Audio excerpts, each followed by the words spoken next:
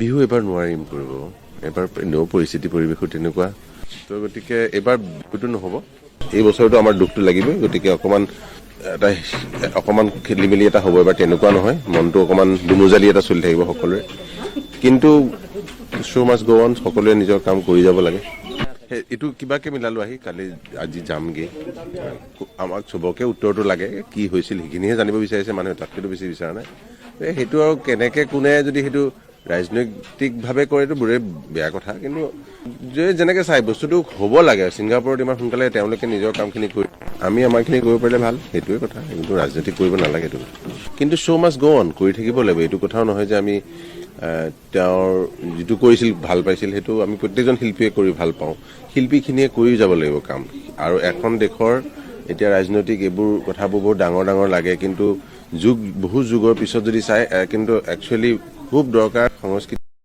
মই ইলেকশ্যনৰ কাৰণে, ভোটৰ কাৰণে আহিলোঁ। মই এতিয়া কোনোবাই কৈছে চবে নোৱাৰে নেকি, কিবা এটা পষ্টেল এটা উপায় আছে, পষ্টেল বেলত পাৰি, কিন্তু ইমান অসমীয়া ল'ৰা ছোৱালী আছে বাহিৰত, মানুহ আছে, যদি কিবা সম্ভৱ নহয় মানে টিকট কাটি অহাটো, আজিকালি যি দাম হৈছে ফ্লাইটৰ, সকলোখিনি মানুহ অহাটো অসম্ভৱ। মোক কোনোবাই আমাৰ আহি পেলাই কৈছে পষ্টেল বোলে পাৰি, এনেই আহিলো নেকি ইমান দূৰ, কিন্তু চবে নোৱাৰে। কিন্তু যদি আচ্ছা বায়'মেট্ৰিক যিটো আমাৰ এতিয়া আধাৰ কাৰ্ড হৈছে, সেই হিচাপে কিয় নোৱাৰে, সেই হিচাপে কৰাই দিব লাগে মোৰ মতে। এতিয়া কাৰণ কি যদি আমি মানে জেনুইন ভোটাৰ্ছ যিখিনিয়ে ভোট কৰিব খোজে আৰু কৰিব নোৱাৰে, কাৰণ কি তেওঁলোকে বহুত দূৰত থাকে বা বিভিন্ন জেগাত থাকে, এইটোতো বায়'মেট্ৰিক্সৰ কথা। আজিকালি চব বস্তু যদি ভিজা পাছপৰ্ট তেনেকে হৈছে, আধাৰখন হৈছে, এইটো কৰিব লাগে। কিন্তু নহলে আমি বহু মানুহে ভোট দিব আহিব পৰা নাই, বাহিৰৰ মানুহে, কাৰণ যিখিনি জেনুইন ভোটাৰ বাহিৰত আছে, যিখিনি দিবলৈ মন, বহুত দাম, ধেমালি নেকি আপুনি ভাবিছে টিকেটৰ কাম কৰি পেলাই অহাটো। ৰাজনীতিটো সদায় একেখিনিয়ে হয়, দিনে দিনে ছ'চিয়েল মিডিয়াৰ কাৰণে আমি বেছি দেখা হৈ গৈছো চাগে আৰু, কিন্তু বহুত মানুহে দিছে, ভোট দিয়া মানুহ বাঢ়িছে। আৰু ৰাজনৈতিকটো নাজানো ইমান, আমাৰ পৰিৱেশটো বৰ ধুনীয়া, আমি ভোটটো এটা এক ধৰণৰ ফেষ্টিভেল নিচিনা।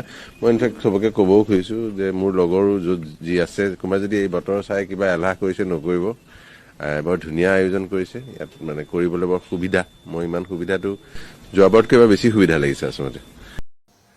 আজি আছাউদ্দিন কোনোবা এটাই আহি কৈ দিব যে মিয়া জিন্দাবাদ, আৰু আমি সেইটো মানি লওঁ যে আমাৰ পপুলেশ্যন তেওঁলোকতকৈ বহুত কম, আৰু কম কাৰণে এটা সময়ত আৰু 15-20 বছৰৰ পাছতে আমাৰ ভোটেৰে তেওঁলোকৰ ভোটক জিকাব পৰা আৰু নাযাব। তেতিয়াহ'লে কি ব্যৱস্থা ল'ব লাগিব, সেই কথাটো আমি ভাবি উলিয়াব লাগিব। অসমীয়া জাতি as a whole, Gaurav Gogoi Ahom সম্প্ৰদায়ৰ মানুহ, দেউতাক 15 বছৰ কণ্টিনিউৱাছ চিফ মিনিষ্টাৰ হৈছে, পাৰ্লিয়ামেণ্টত বিৰাট ভালকৈ কথা কয়, গতিকে ভাবিছে যে গৌৰৱ গগৈ এইবাৰ আমাৰ লিডাৰ হ'ব, অসমৰ মুখ্যমন্ত্ৰী হ'ব।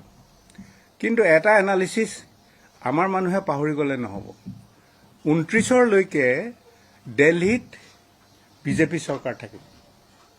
ইয়াত এখন আমি অপজিশ্যন চৰকাৰ যদি কৰি দিওঁ, তেতিয়াহ'লে এই অপজিশ্যন চৰকাৰ হ'লে নিজে জীয়াই থাকিবৰ কাৰণে যিটো যত্ন কৰিব লাগিব, সেই যত্নটোতে কাম শেষ হ'ব। ডেভেলপমেণ্ট ৱৰ্ক কিবা হ'ব বুলি একে আষাৰে ক'ব নোৱাৰি। এতিয়া যদি আমি অনুভূতিবশতঃ চেণ্টিমেণ্টেলি ইমোশ্যন হৈ যদি আমি দি দিওঁ ভোটটো বিজেপিৰ বাহিৰে, তেতিয়াহ'লে অসুবিধা হ'ব। মুখ্যমন্ত্ৰী হিমন্ত বিশ্ব শৰ্মাক আহোম মানুহবোৰে বেয়া পায়, অকল আহোম মানুহবোৰে নহয়, আমিও বেয়া পাওঁ তেওঁক, কিন্তু তেওঁৱেতো ৱৰ্ল্ড হেৰিটেজ কৰিছে, তেওঁৱে ৰংঘৰৰ বেক চাইডে 100 বিঘা মাটি লৈছে, তেওঁৱে আলাবৈত ৱাৰ মেমৰিয়েল কৰিছে, তেওঁৱে লাচিত বৰফুকনৰ নিজে এটা ক্ৰিয়েট কৰি মাটি লৈ 150 কোটি খৰচ কৰি এটা এষ্টাব্লিছ কৰিছে। চুকাফা সমন্বয় ক্ষেত্ৰ টোটেল অনাদৰ কৰা হ'ল। মই vice chairman, chief minister chairman, 100 কোটি টকা তেওঁ দিম বুলি ঘোষণা কৰিছিল। মোক ক'লে DPR টো বনাই দিয়া, মই DPR টো বনাই দিলোঁ, কিন্তু 132 কোটি কৰিলোঁ। সেইটো ডোনাৰৰ পৰা আমি পাম, আৰু সেইটো পোৱাটো খাটাং। তো এই গোটেই কথাখিনিৰে মই আছাউদ্দিন ওৱেচিছৰ বাক্য, আৰু কোনোবাই কিবা কিবি কৈ আছে, এই বাক্যবোৰ আৰু শুনি থাকিবলৈ বৰকৈ মন যোৱা নাই। আমাৰ নতুন পুৰুষে এই সম্পৰ্কে এটা সিদ্ধান্ত ল'ব লাগে। মই এইটো লুকাই চুৰকৈ একো কৰা নাই, যি কৰিছোঁ অপেন কৰিছোঁ, আৰু এতিয়াও অপেনলি কৈছোঁ যে অনুভূতিবশতঃ ভুল সিদ্ধান্ত ঘপককৈ লৈ ল'লে অসমীয়া জাতিৰ কাৰণে অসুবিধা হ'ব পাৰে। হিমন্ত বিশ্ব শৰ্মা মুখ্যমন্ত্ৰী হ'ব বুলি ভাৰতবৰ্ষৰ হোম মিনিষ্টাৰে কৈছে, ক'লে এওঁৰ নেতৃত্বতে হ'ব। অমিত শ্বাহতকৈ মই ডাঙৰ নহয়, মই কৈ দিলে সিদ্ধান্ত সলনি হৈ যাব। হিমন্ত বিশ্ব শৰ্মাক যদি চিফ মিনিষ্টাৰ পাতিব নালাগে, অমিত শ্বাহ নৰেন্দ্ৰ মোদীয়ে কৰিব।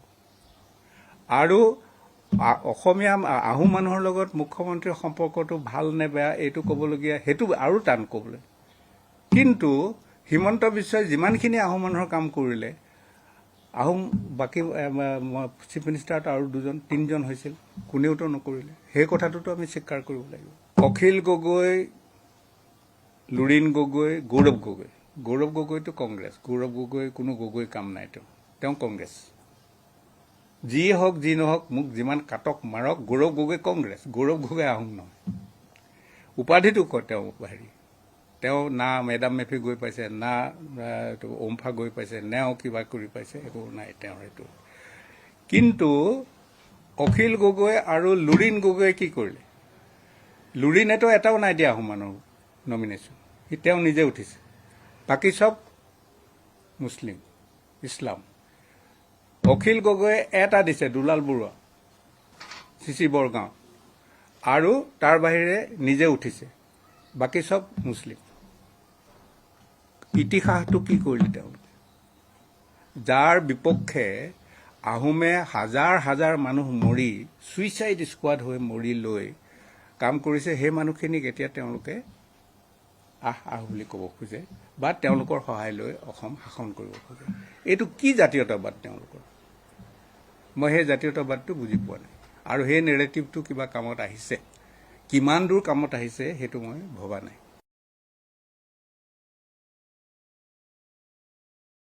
মোক সুধিছিলে জুবিন গাৰ্গৰ বিষয়ে, যে জুবিন গাৰ্গ ইমান ডাঙৰ এটা ফেনমিনন কিয় অসমত।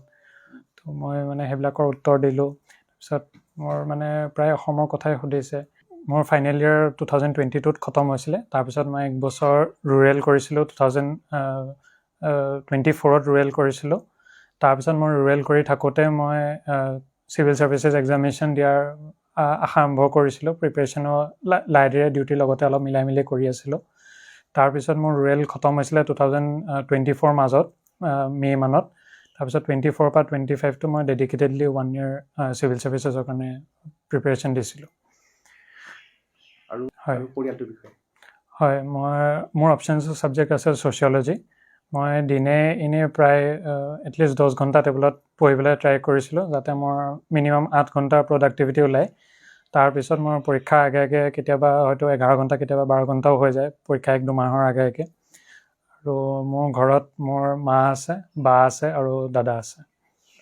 আৰু বায়ে এতিয়া যোৰহাট মেডিকেল কলেজত মেডিচিনৰ ৰেজিষ্ট্ৰাৰ হিচাপে কৰ্মৰত আছে, আৰু দাদা বেংগলোৰত এমাজনত চাকৰি কৰি আছে এতিয়া।